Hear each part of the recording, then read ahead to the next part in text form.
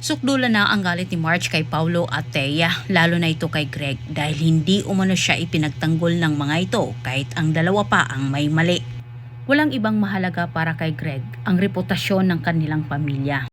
Kahit lumalabas na parang kinukonsinti niya ang ginawang kasalanan ni Paulo at Thea.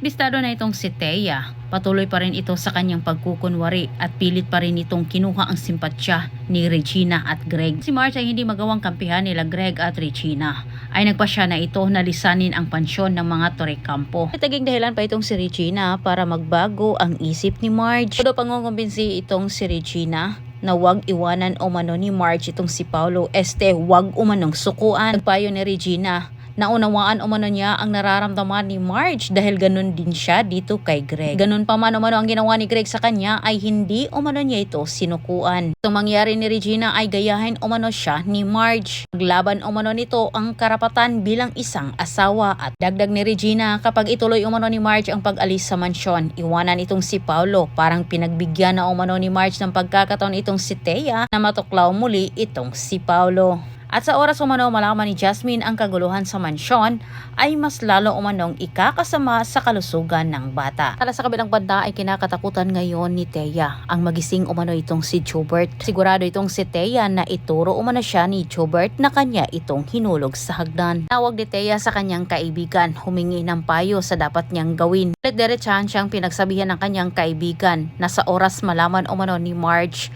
na sinadya ni Thea ang nangyari kay Joubert, siguradong kulungan umano ang bagsak ni Thea. Ganito, kailangan may gawin umano itong si Thea para sa gayon ay hindi makakanta itong si Joubert. May binabalak naman ng masama itong si Thea para kay Joubert kung kailan ito ay nagkaroon na ng malay. Natutuwa naman itong si Marge sa magandang balita sa mga katulong sa kanya. Sinabi ng mga ito na si Joubert ay may malay na umano. Nalaman na ni Marge ang malaking kasalanang ginawa ni Thea sa kanyang kapatid. Maraming salamat sa panonood at antabayan na niyong susunod kong update.